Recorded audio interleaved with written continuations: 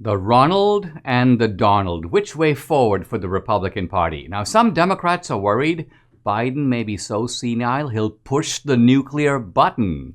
And newly elected Congressman Madison Cawthorn. This is the Dinesh D'Souza podcast. Hope you're enjoying the podcast. As always, if you are, please hit the subscribe button and also notifications so you know when the next one goes up. And please share the podcast with friends and family. I'd like to get the word out, and you can help me do it.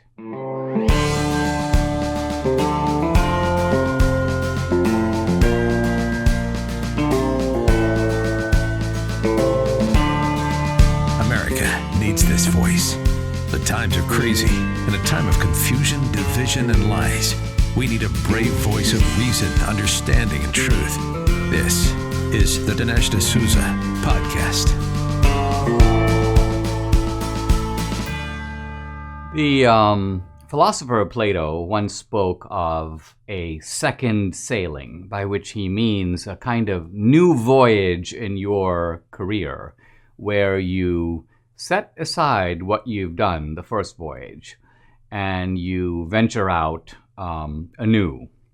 I think with Trump's CPAC speech, it's clear that Trump is now undertaking his second sailing. And although his destination, the vessels that he's going to be sailing on are not entirely clear, I think Trump clearly is venturing out. He clearly wants to play a major role in American politics and in the Republican Party, and it's quite obvious that he will. Now, for the whole first term, Trump has been, you may say, haunted by a critique that has been advanced primarily by the never-Trumper types, but also by a lot of traditional Republicans. And that can be summarized in one sentence. Trump is not Ronald Reagan. Now, this is a little bit of a weird thing to say because, of course, only Reagan is Reagan. George H.W. Bush wasn't Reagan. That was more than obvious. And no one else was either. George W. Bush wasn't Reagan. Mitt Romney wasn't Reagan. Reagan is an American original, and I might say there will never be another Reagan, any more than there will ever be another Lincoln. So this notion of another Reagan needs to be thought about a little bit more. We're not going to have Reagan back. Today, a lot of people are asking the same thing about who's going to be the next Rush Limbaugh. And the truth of it is, there won't be another Limbaugh. Limbaugh, too, was an American original. But I think the invocation of Reagan is aimed at saying that Reagan was sort of the right type of president. Trump is defective when measured by the Reaganite standard. That's really what the Trump critics in the GOP or the never-Trumpers are getting at, that Trump falls short. And I'd like to analyze a very interesting article here in the American Greatness. It's called The Reckoning of Ronald Reagan. It's written by Eric Lendrum. And the theme of the article is that it's sort of like step aside, Ronald Reagan. Donald Trump has now taken your place. So this article is arguing against the never-Trumpers and against the traditional Republicans, and it's making the point that it's Trump's America now. Trump is the one defining the issues that really matter. Now, this is a huge topic. It's, in fact, the topic at the heart, I think, of the GOP, and I'm not going to exhaust it in one segment. I'm going to do probably over the next several days multiple segments analyzing different aspects of this phenomenon. I want to start by talking a little bit just about Reagan and my experience with Reagan, because Reagan is sort of the reason I became a conservative. I was a freshman at Dartmouth in 1980 when Reagan showed up in New Hampshire to campaign and for his debate with the other Republican candidates. That's when Reagan uttered his famous, "I paid for this microphone," that launched him to the forefront of the Republican field in 1980. And I remember being very struck by Reagan. I was an Indian American student, not all that political at the time, just sort of getting my first whiff of American politics. And I realized Reagan was larger than life. And even though on the face of it, Reagan seemed almost, he was presented by the left in a very comical, even cartoonish light. We forget that Reagan, too, was derided in much the same way that Trump has been. Trump is unserious, he's ridiculous, he's a cartoon character. They said exactly the same about Reagan.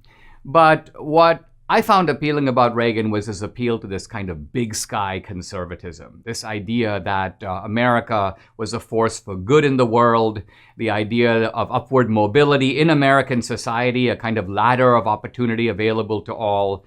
And also Reagan's appeal to, I would call it the decent society, traditional values, the idea that the American dream isn't sort of content neutral. The American dream is a dream of living a life in family, in community, a life that includes a life of faith. This was Reagan's America. He wanted to see an America built on these core values. I want to play a short clip of Reagan. This was actually from the end of the Reagan era. Reagan was kind of reflecting on his life and on his accomplishment. Listen.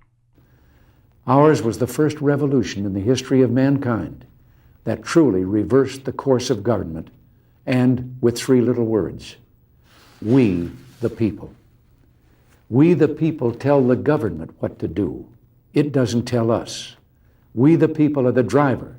The government is the car, and we decide where it should go and by what route and how fast.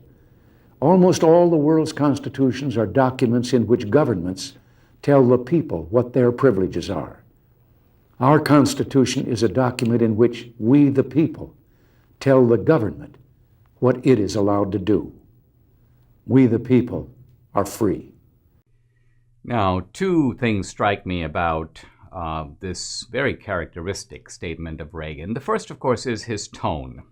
It's ironic. It puts you at ease. It doesn't agitate you. It settles you down. And the tone is one of conveying, I would call it, that easy American confidence. We've got this.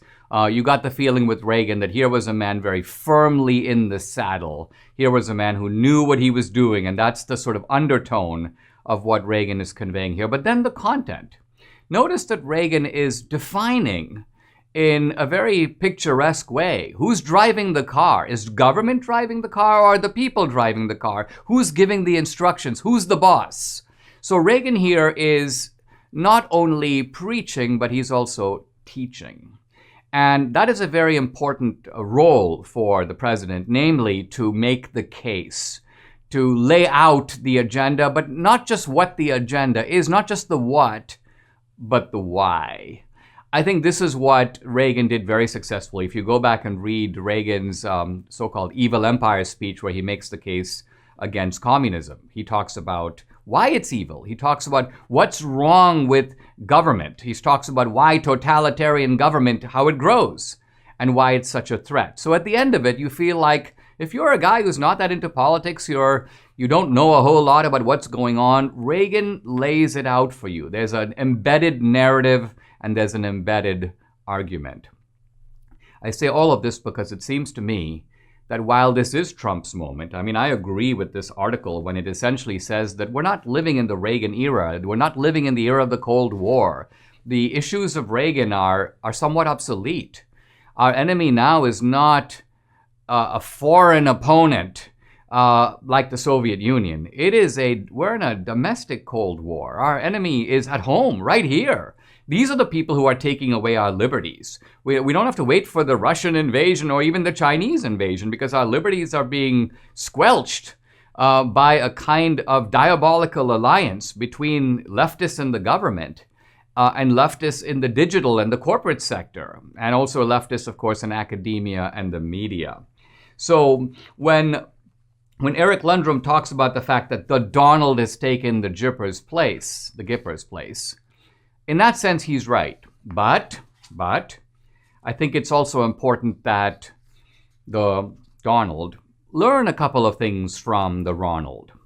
And one of them, of course, is Reagan's great and self-deprecating sense of humor. Reagan had the ability to make jokes, not just at the expense of his opponents, but also at the expense of himself. A very endearing quality in politics. And the second is Reagan had this teaching quality I want to highlight. Reagan always believed that he needed to make the case. Trump, very often in a debate or in a rally, assumes that you know the case. And so he simply alludes to things, but he doesn't document them. He doesn't demonstrate them. He doesn't argue for them. And I think if he did, he would have a stronger case to make to the American people. He might reach people that he wasn't successful in reaching the last time around. He might ultimately be able to combine the best qualities of the Ronald and the Donald and move forward into a bright and irresistible future. Mike Lindell has become the emblematic face of cancel culture, of the left censorship, of the effort to destroy a man because of his beliefs and because of his bravery. And I, for one, am determined not to let that happen. And one way we can support Mike, the best way, is to support his company and support his products, which happen to be terrific products. I want to focus today about his Giza Dream bed sheets, which are made with long staple cotton. Mike guarantees they'll be the most comfortable sheets you'll ever sleep on. The first night you sleep on them, Mike says, and I agree, you'll never want to sleep on anything else. These Giza Dream sheets are available in a variety of colors. Like all of Mike's products, they come with a 60-day money-back guarantee and a 10-year warranty. So right now, you can buy one, get one free by calling 800-876-0227 and use promo code Dinesh. For a limited time, on the sheets, buy one, get one free. Call 800-876-0227 or just go to MyPillow.com, but make sure to use the promo code Dinesh.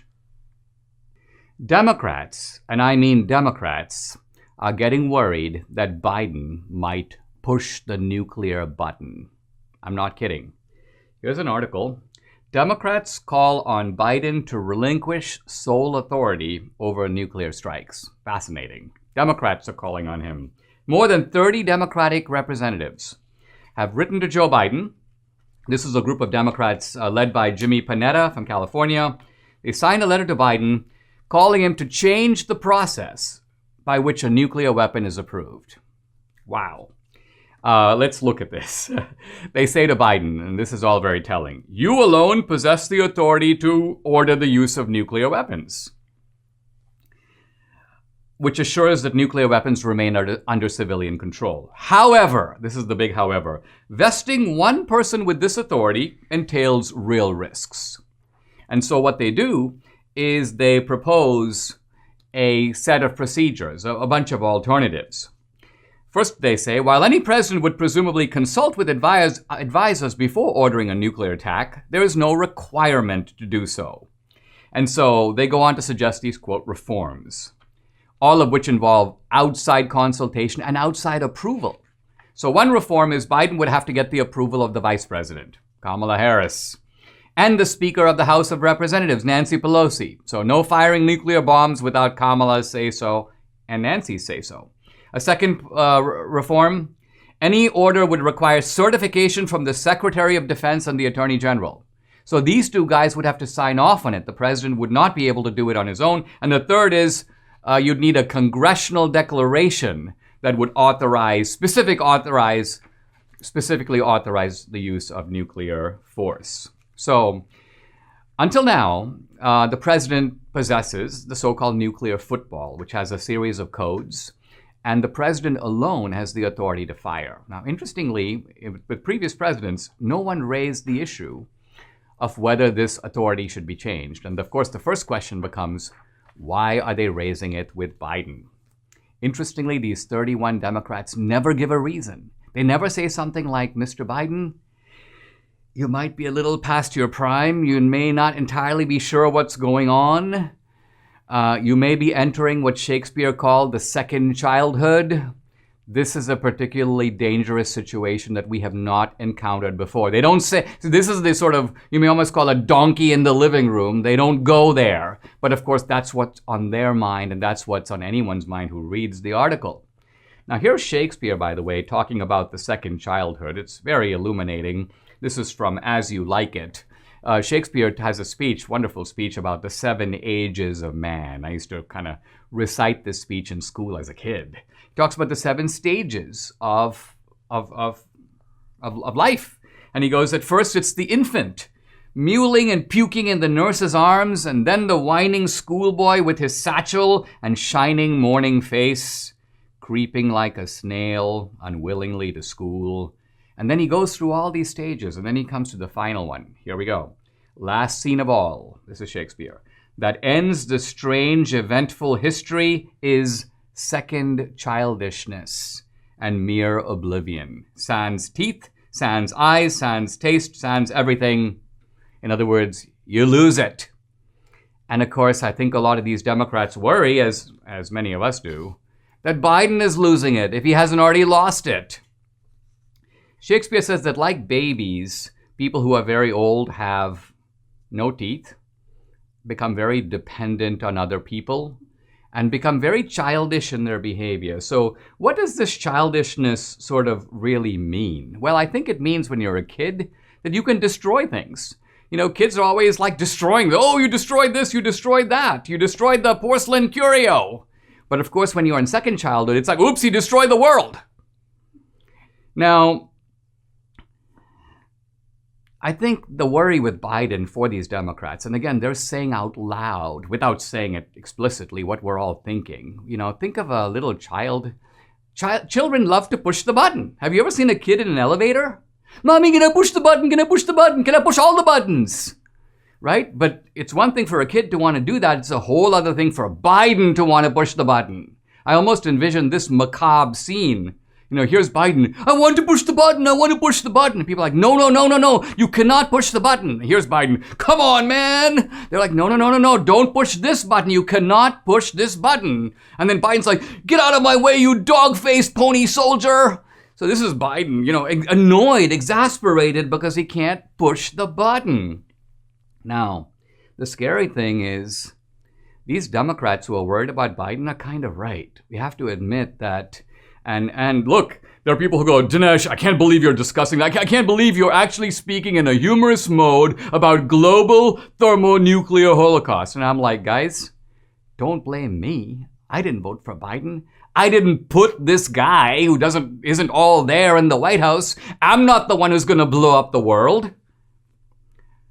You're upset at me for pointing out what deep down you worry is a real possibility.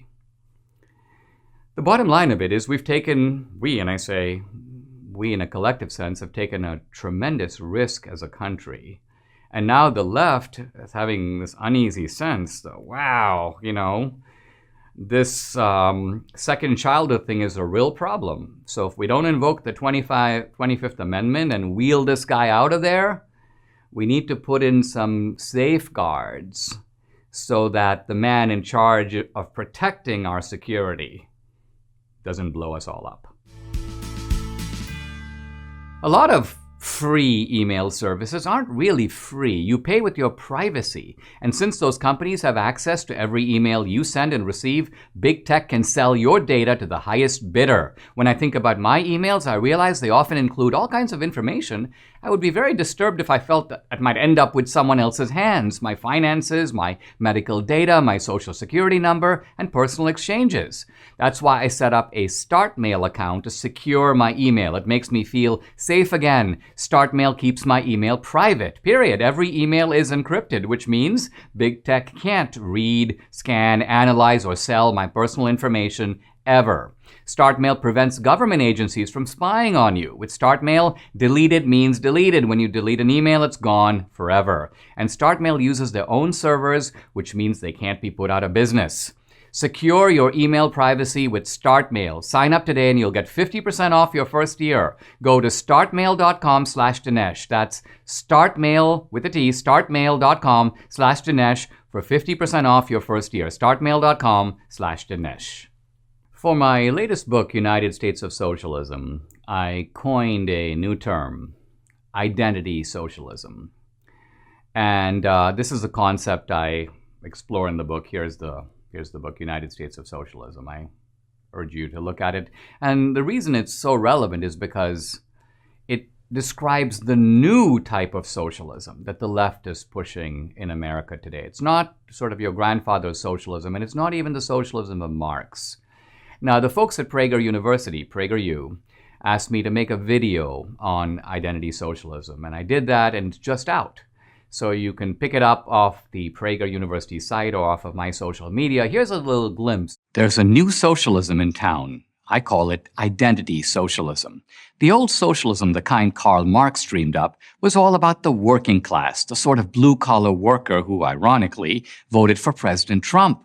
But today's socialists couldn't care less about the guy in the hard hat. He had his chance at revolution and blew it. Today's socialist is all about race, gender, and transgender rights. Class is an afterthought. So identity socialism represents a marriage, a kind of hybrid of classic socialism, Marxian socialism, socialism based on class division.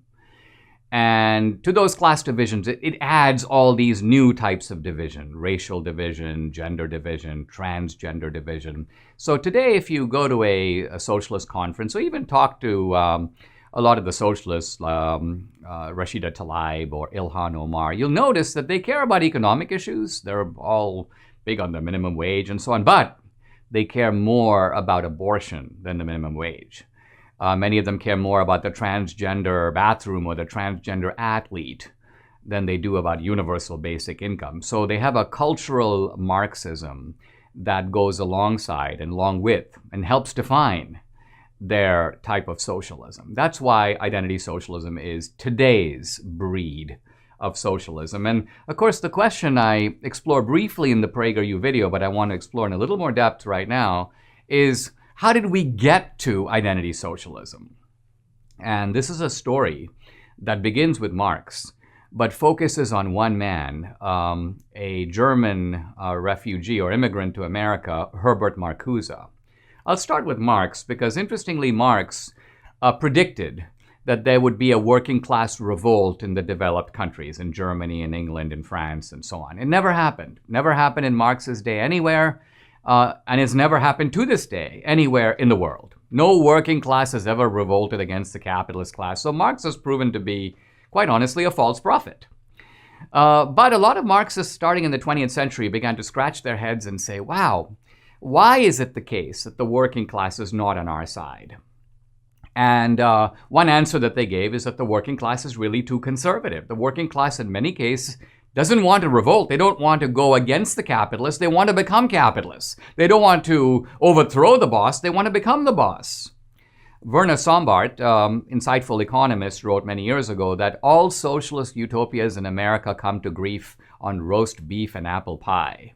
In other words, the working class has it too good. They live well. They're not in the mood to launch some kind of revolution of the discontented because they're not that discontented. And today, of course, as I mentioned in the PragerU video, a lot of them are actually showing up in Trump rallies and voting for Republican candidates. Now, this was sort of Herbert Marcuse's starting point. So this guy Marcuse, a very strange and diabolical character, he was a German of Jewish descent, and he fled the Nazis. He was actually very sympathetic to fascist ideas. The only thing he didn't like about the Nazis was their anti-Semitism, and that caused him to have to get out. He taught at Columbia, at Harvard, at Brandeis, eventually ended up in California. He became a kind of guru in the 60s for the new left.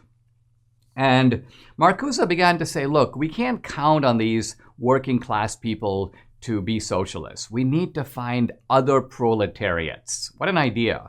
Let's find other proletariats who can sort of take up where the working class is falling short. Maybe they can do the socialist revolution on behalf of the working class that is proving to be uncooperative.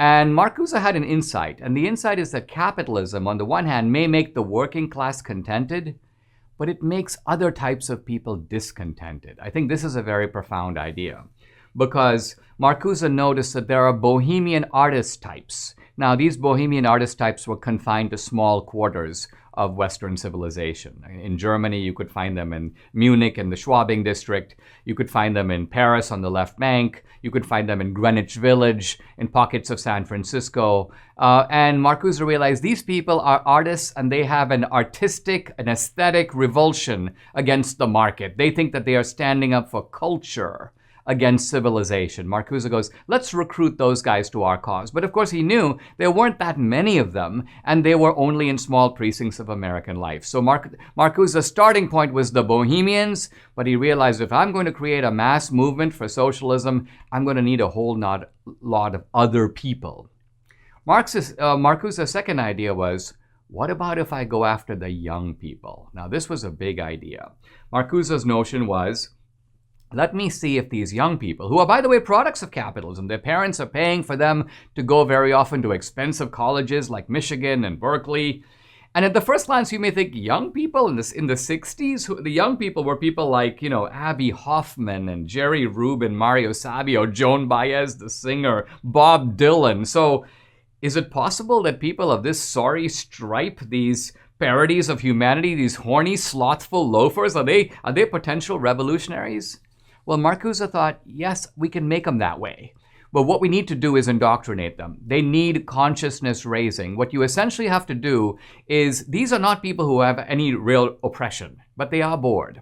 And so what you can do is take other people's oppression and convince these people to feel it too. This is the notion of consciousness raising. And Marcuse realized this is not going to be easy. We're going to need a whole generation of professors to indoctrinate these students. So Marcuse's insight was, let's all become professors. That's what he did. That's how he spent his life as a professor.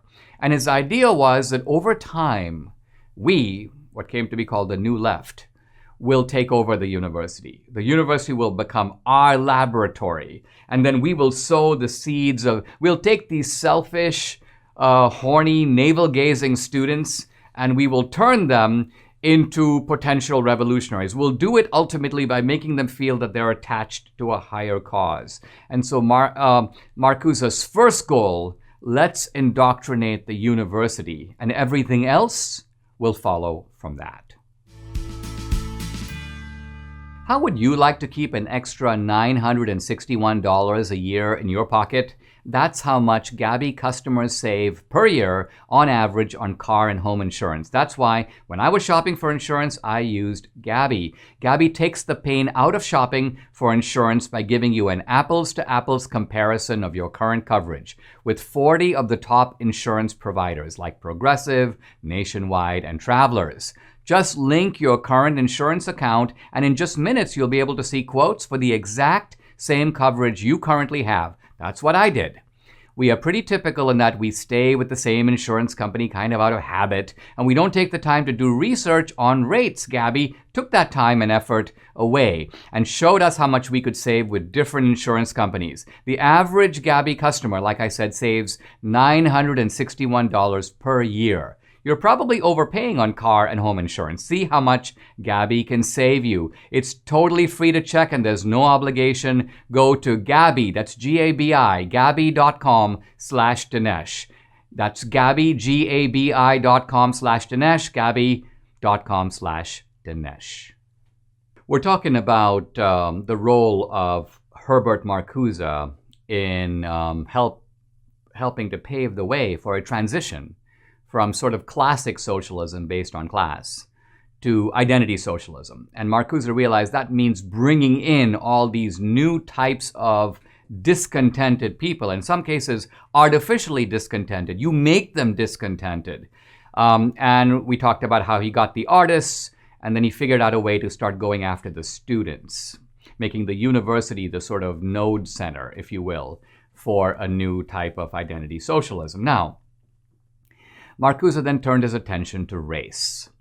Marcuse said, it may be the case that in America particularly, the working guy is pretty contented, but look, there's a long history of racial discontent. In other words, we don't have to create that discontent. It goes back centuries. What about if we exacerbate that division? What about if we tap into that? What about if we draw, if you will, the blacks into our cause and mobilize their racial resentment against society into the political benefit of socialism? So this required a kind of transposition. Marx, by the way, divided society into just two camps, right? The proletariat, or the working class, and then the exploiters, the capitalist class.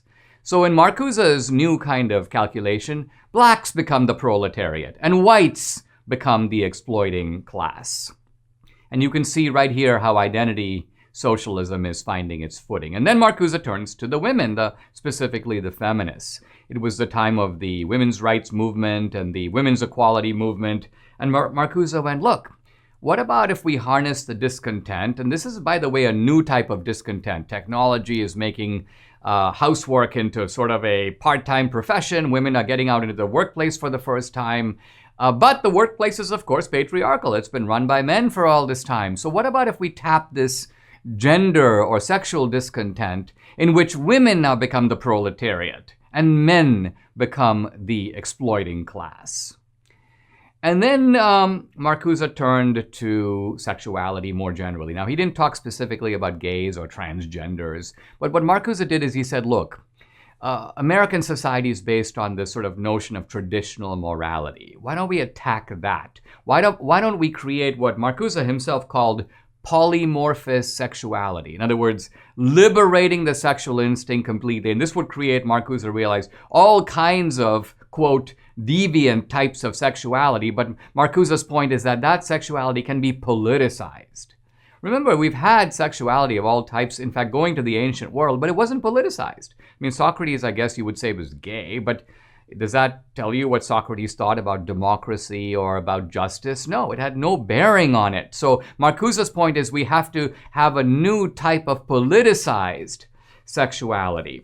And it's remarkable to see how this Marcusean vision, which he outlined in the 60s, has sort of been adopted by all these activist groups. And just as Marcuse predicted, the university became the center for cultivating this identity socialism. I think the remarkable thing that's happened in our time is that the politics of the university has been conveyed through the media, through the entertainment world, into the larger culture. So we have college graduates who are imbued with this resentment, some of it real, some of it bogus, but resentments based on race, on class, on gender, on transgender. And then these resentments are then brought out and they become the license to establish new regimes of social control. And that's really what socialism is about. It's not just about your pocketbook. It's not just about confiscatory tax rates. It is ultimately a form of tyranny. It's a form of controlling your life. That's what Marcuse recognized. That's what we want to do. The only difference is that in the past, he felt, those guys were controlling us. Now we need to control them. Now we're living in a very different world from the 1960s. In fact, a very different world from the one that Marcuse knew. And yet, when you read his ideas, so much of it seems eerily familiar. When it comes to identity socialism, we are even now living with Herbert Marcuse's legacy. For most of my life, I thought a pillow is a pillow is a pillow. There was nothing special about a pillow. That is until I discovered MyPillow. And what Mike Lindell taught me is that a pillow, like a watch, a phone, or a car, can be a work of art. Mike's pillows will not go flat. You can wash and dry them as often as you want. They maintain their shape. They're all made in the USA. For a limited time, MyPillow is offering these premium MyPillows for the lowest price ever. You can get the queen size premium MyPillow for $29.98. It's normally $69.98, so that's $40 savings. King pillows are only $5 more. All the MyPillow products come with a 10-year warranty and a 60-day money-back guarantee. Go to MyPillow.com and use promo code Dinesh. Now, it's not just about the pillows. You'll get deep discounts on all MyPillow products, including the Giza Dream bed sheets, the MyPillow mattress topper, the dog bed, the towels. Just call 800-876-0227 or go to MyPillow.com. Don't forget to use promo code Dinesh. I'm really happy to welcome newly elected Congressman Madison Cawthorn to the podcast. One of my criteria for someone who's making a difference is that they are being attacked. If you're not being attacked, it means that the left does not find you threatening. And you, Madison Cawthorn, are being attacked, which I take to be a part of. You should put that on your resume because they're going after you because they're a little scared of you. And they're a little scared of you because you represent, I think, to them, the spirit of the MAGA movement. So let's begin, if I may, by having you say just a little about yourself. Say a little bit about why you decided to run for Congress and what to you is the MAGA spirit. Well, Mr. D'Souza, it's an honor to be on your show. I have looked up to you as kind of a mentor in the political sphere. I've listened to you for many years, so it's a real dream come true to be on the show. But a little bit about myself. I decided to get involved in politics because, I was really tired of having these tasseled loafers, pressed slacks, wearing kind of politicians that go up to Washington, D.C. and, they do not have the back of Donald Trump. They did not have the back of the American people. And they were unwilling to take the fight to the Democrats. And then also I just got married, so very excited about that. But after my now wife and I got engaged, we are obviously having those normal conversations of, when do you want to have kids? How many do you want to have? And after that night, when I was kind of pondering our conversation, I thought to myself, wow, what is it going to be like to raise a kid in this kind of environment? And that really gave me the impetus to want to get involved to actually make a difference before that comes. It seems like Trump has been a key figure in your political mobilization. Let me turn to a couple of things that Trump talked about at his CPAC speech, because I think we can almost speak about Trump in a sense, not redefining himself, but laying out his path forward. I for one, was very encouraged when Trump said, and I'm now quoting him, we're not starting a new party. Trump basically goes, we're not interested in that. Trump looks like he's going to be focusing his efforts on, you may say, MAGA-izing the GOP. Do you think that was the right move? And do you think he can actually do that? Oh, I absolutely do. A dear friend of mine, Lauren Boebert, just had a great quote today where she said, it's about time that you get on board with America First doctrine or you're going to get ran over. Because, at this point, so many people in the United States of America have seen, and really I gave all credit to Donald Trump on this. He really took the collar off of a young conservative like me to want to go out and get in the fight of, hey, we need to start supporting Americans first and stop with all these social issues and worrying about, different countries overseas. While we still have homeless people on the sides of our streets, while we're in terrible trade deals, when we're funding almost all of NATO, we're going to re-enter the Paris Climate Agreement. With the Iran nuclear deal, there's so many terrible directions that our country is being taken in that don't actually help the people that we claim to represent. Now, as you know, the Republican Party, we talk a lot about the so-called, the rhinos or maybe the renegade never-Trumpers who at this point aren't really Republicans at all.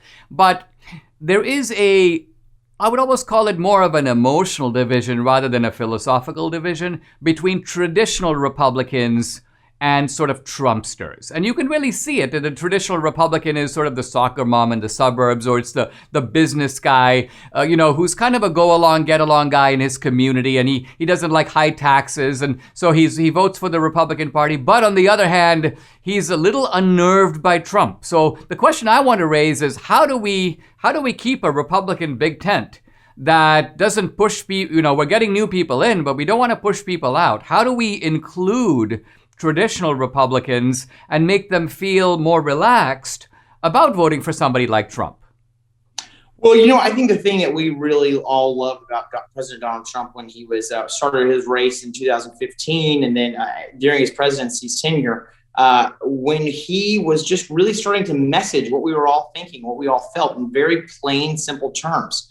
I think the biggest problem with the Republican Party is that we cannot really carry a message. And so what I think people need to realize is to wake up to the great threat that we're all facing in this world.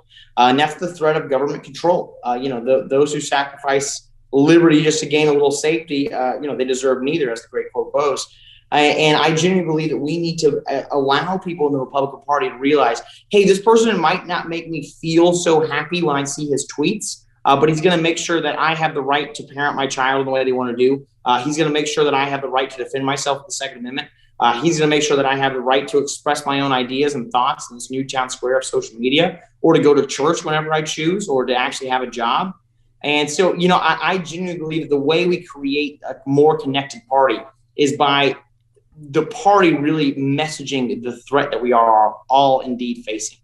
Is it part of our challenge to convince people that, if you look up to previous Republican presidents like Reagan or even further back, that that was a different era, that we're now you could almost say we're now fighting for our basic liberties, and they're not being taken away by Iranians or Chinese, at least not directly. They're being taken away by Google, and they're being taken away by this kind of, you may almost call it insidious alliance of the left in government and the left in the influential cultural and corporate sector.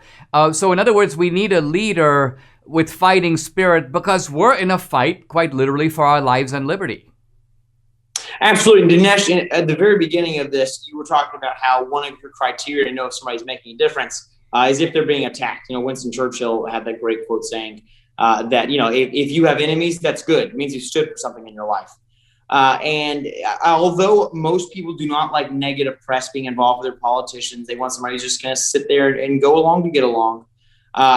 But unfortunately, when people come and challenge the system, when people come and try and go against this establishment inside of Washington, D.C., and really the mainstream media, and I hate even calling them the mainstream media because they're not mainstream whatsoever.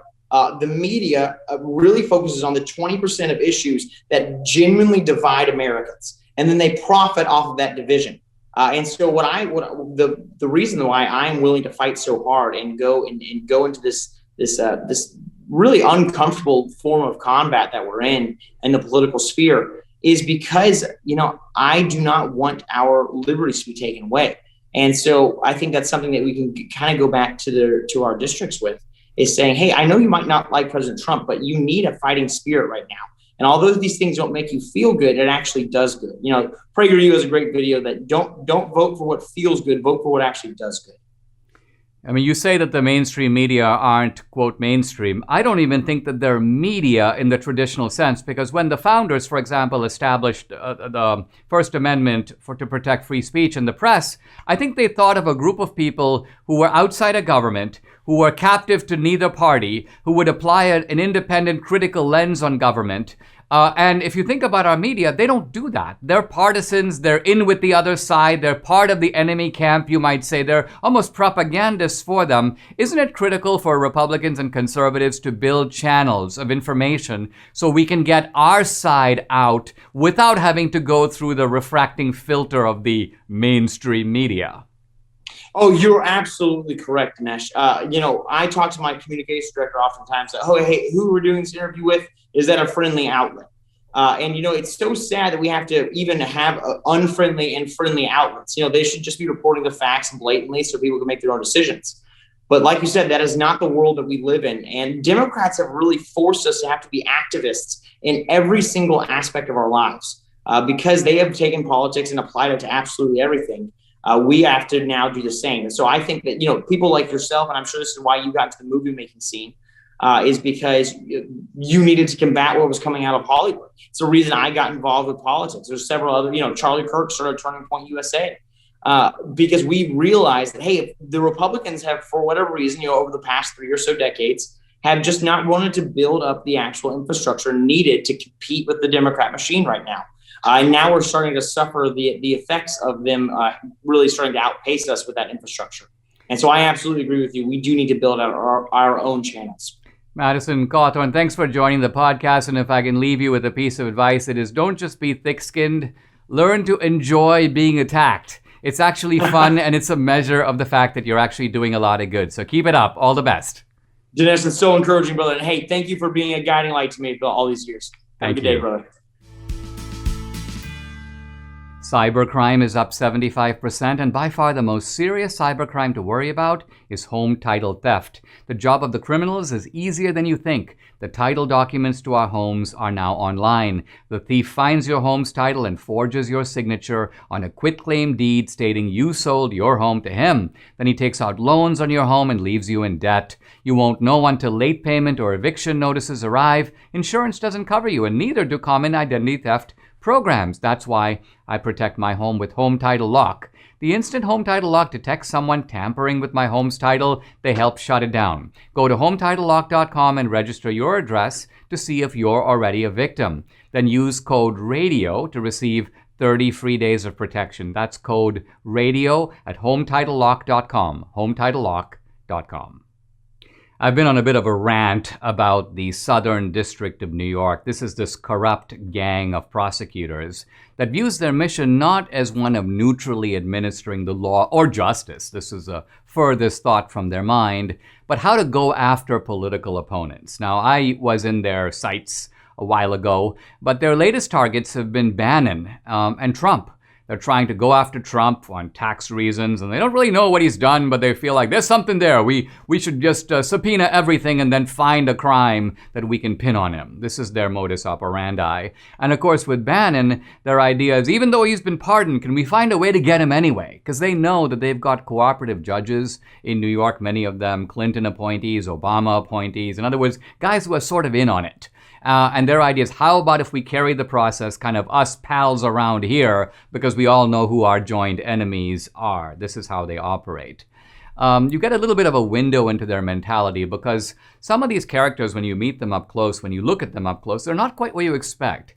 You might expect some Conan the Barbarian leftist type, a kind of alpha male. But no, a lot of these guys are sort of namby-pamby beta types. They've got little beards that they scratch. They kind of move their head, a little effeminate, but they're vicious. They don't lack any viciousness. And of course, they're deeply deceitful. Like they have the beta vices. They don't rely on overwhelming force. They rely on low cunning and deceit. Now, here's my prosecutor, who's no longer with the SDNY. That's a story I'm coming to in a moment. But he's on television talking about my case and describing what to him was evidently no big deal. Listen. Now, the president says he pardoned D'Souza because he was treated, quote, very unfairly. What's your reaction to that? Well, I was the U.S. attorney at the time. There are career prosecutors, career agents who brought this garden variety case in connection with using straw donors illegally to contribute to a political campaign. It's not the crime of the century. We had about 1,000 more important cases that we prosecuted at the time. But Dinesh D'Souza was intentionally committed a crime, which is proven beyond all doubt. He admitted his guilt in a guilty plea before the court. He said he regretted the action. His lawyer, by the way, who's no slouch, Ben Brathman, who has a lot on his plate these days, and is about as aggressive a lawyer as there is, literally said in court, "We have no defense, Your Honor." So the questions about whether or not he was treated unfairly was litigated in the court. The judge, very well respected, Judge Berman, listened to the arguments about that, said it was all hat, no cattle. There was no evidence of that whatsoever. It's a kind of, look, we prosecuted more people for that precise crime who are Democrats than Republicans. This guy kills me. He's amusing on all fronts. First of all, this solemn assurance that, we go after the Democrats too. Well, you didn't go after Rosie O'Donnell. Rosie O'Donnell violated, by her own admission, the campaign finance law on 5 separate occasions, giving to 5 different candidates. And we know that she deliberately tried to circumvent the law because she used 4 different spellings of her name and 5 different addresses. So she didn't want computers to collate and see that this was the same person, Rosie O'Donnell, making all these contributions. Any prosecution from the Southern District of New York? Of course not. In fact, no prosecution in any of the 5 different areas that Rosie contributed the money. Here's an Indian guy.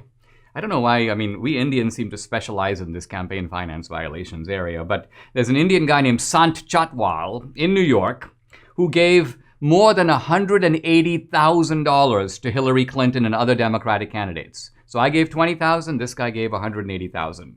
He was the founder of Indian Americans for Hillary. He had a clear political motive. He wanted something in return for this money. He was also corrupt. He said publicly, he goes, that's the only way to deal with politicians, quote, to buy them.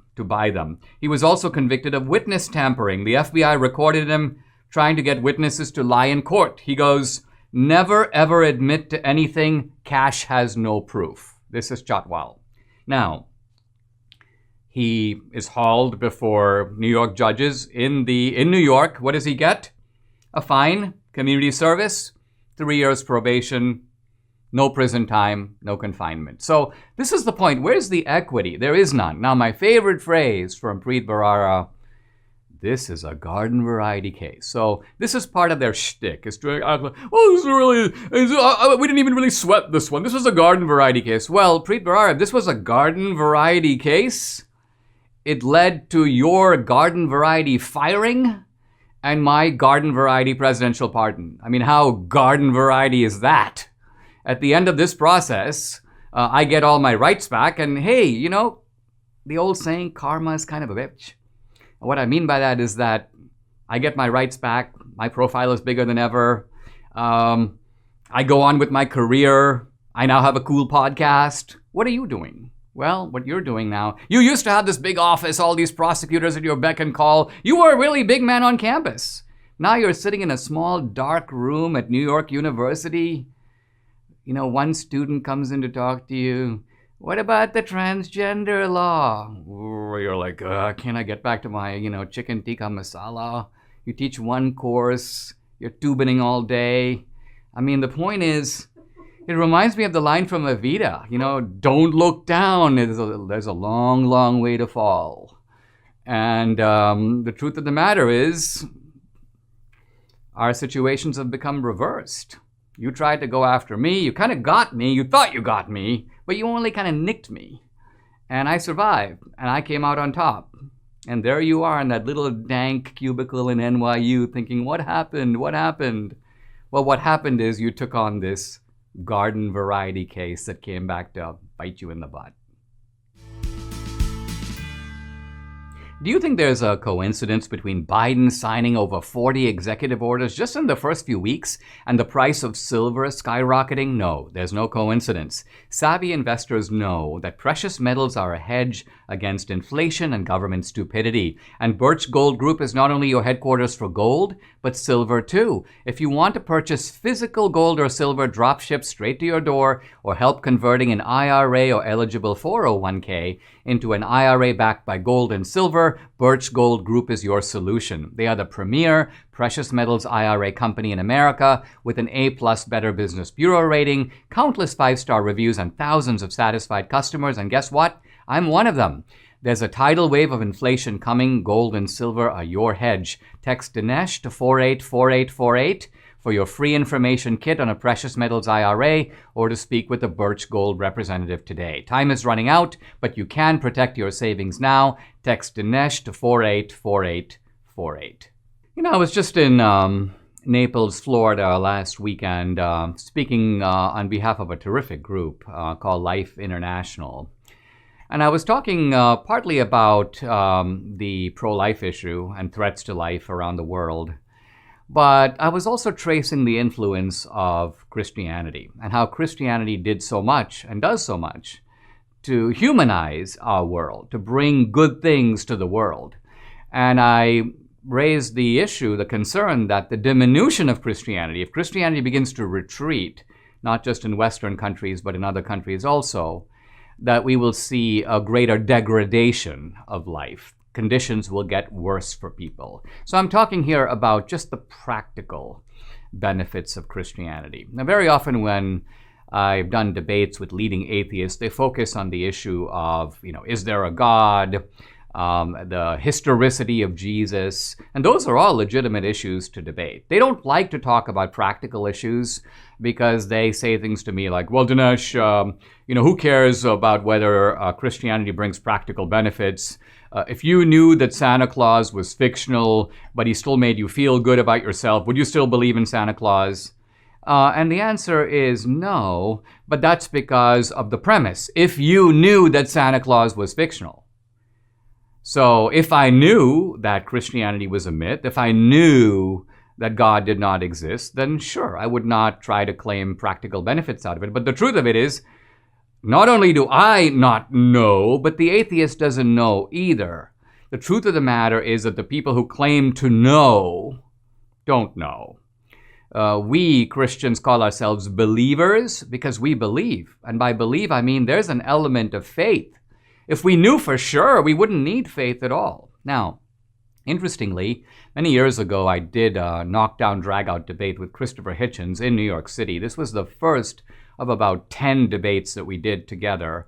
And, very interestingly, these days, it's kind of fashionable for atheists to go, oh, Hitchens, man, he really owned you, and so on. Now, no one who was at those debates thought that. In fact, at the end of these debates, probably 3 of them or 4 of them, we had a vote, an audience vote, including in places like, we debated at the University of Colorado in Boulder, which is not exactly a right-wing precinct, very left-wing. And yet, from the audience vote, I won. I never lost a single one of those ballots or polls after the debate. Now, there was a critical moment in one of my debates with Hitchens. This was the King's College debate in New York City, when right toward the end, a man stood up and said to Hitchens, he goes, "Mr. Hitchens," he goes, "I am from the island nation of Tonga." And he goes, "Before the Christian missionaries came," he says, "Tonga was in a very bad way." He goes, "We had fratricidal tribal warfare, bloody conflicts that seemed never to stop." He goes, "We even had cannibalism." He goes, "We had illiteracy. The children were uneducated." He goes, "Then the missionaries came. Many of us converted to Christianity. The fratricidal warfare began to subside. The cannibalism was outlawed and stopped. The children are now going to school." And then he posed this question to Hitchens. He goes, "Mr. Hitchens, what do you have to offer us?" And I kind of looked over and I could see this is a very rare phenomenon. Hitchens was completely stunned. He literally looked like someone had punched him in the belly because, he was so used to his kind of, you may almost call it his avuncular kind of superior routines. "Oh, Mr. Chairman, may I point out a point of interjection?" The British accent and so on, all coming to martial use in his debates. But here he was faced with this rather simple, practical question, which is, hey, we in Tonga were this way. The Christians came and made us better off. What is atheism putting on the table?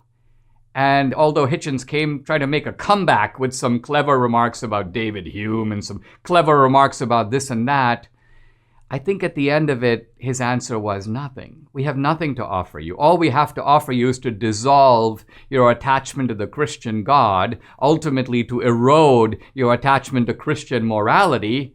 And I think, this is what I came back with, is ultimately, if that happens, we lose the respect for human life. We lose the idea of human dignity. We lose the idea of human brotherhood. We lose the idea of Christian morality. In other words, Tonga begins to return to the barbarism from which it came. And the point here isn't just about Tonga.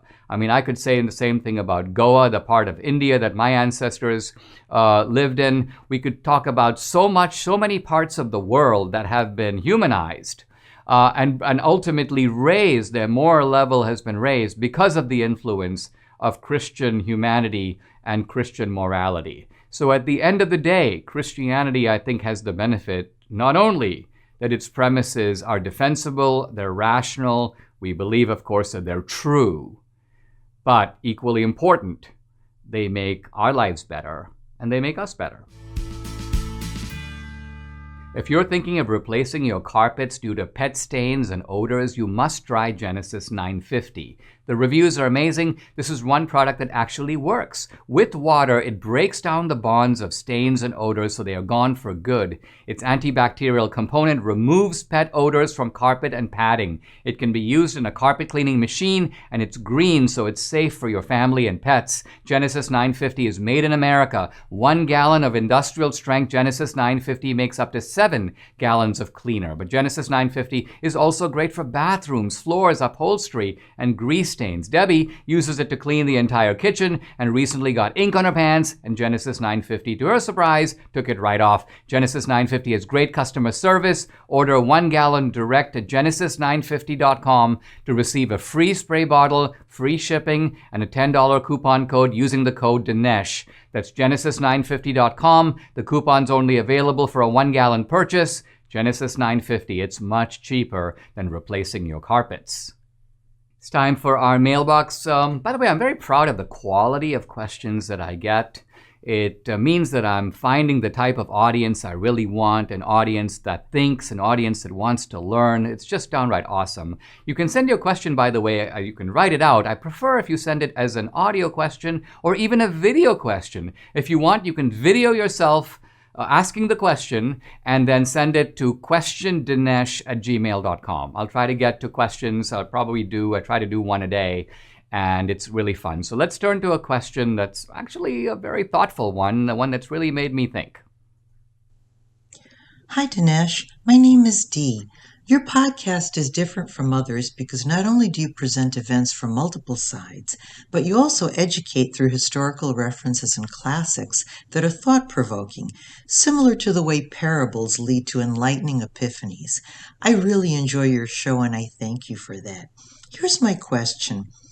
I know some liberals who are educated and have good qualities, which makes me baffled as to why these people can't see the fakery and manipulation from the left. What factor or commonality would you say allows for these people to be brainwashed?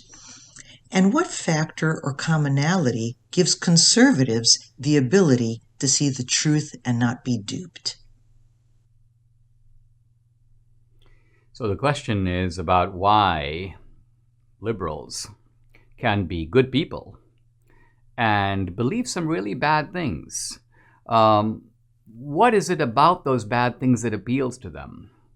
Now, I think one way to think about this, and that is that the liberal agenda is always presented as marching behind the banner of justice, social justice, for example.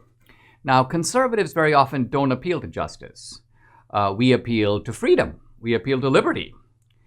But in doing that, we don't address the justice question head on. Now, let's remember that justice is actually the primary human virtue. If you look at Aristotle, he talks about justice as primary. He doesn't talk about liberty as primary. Let's think for a moment why that's the case. I think it's because there's no such thing as good injustice. Injustice is always bad. Now, true, you may talk about things like the lesser evil, but a lesser evil is also an evil. Now, by contrast, liberty, although a very important value, there are legitimate reasons to curtail liberty. Even we would admit, even libertarians admit, that there are occasions in which liberty can be curbed. Now, here's the point I want to make, is that it's not enough to try to challenge justice just by saying freedom. It's important to meet the justice claim on its own terms. And I think because we don't do that often enough, we allow the left to usurp the issue of justice. Many of these young people who are idealistic, they don't know a whole lot about the world, but they want to be on the side of justice. Remember, injustice always draws a visceral response if we see it. It is something about it that we can't stomach. We're outraged by it. And so this explains the politics of indignation on the left. So I think that there are good people on the left who want to be on the side of justice, who don't know enough about the world, and who sign up so that they not only are on the side as they see it of justice, but they're perceived to be. This sort of desperate human desire not just to be good, but to be seen as being on the right side and doing the right thing. Bottom line of it is, I think as conservatives, we don't do enough to get our message out. We need to build the channels and platforms to do that. Very often on campus in particular, and I've said this before, it's not that young people reject conservatism. They've never heard it. They don't know what it is. We haven't made our case. We haven't challenged the other side on the basis of justice. And that's why we allow good people who mean well and want to do well and want to be seen as doing well to fall in with the bad guys. Subscribe to the Dinesh D'Souza podcast on Apple, Google, and Spotify, or watch on Rumble, YouTube, and SalemNow.com.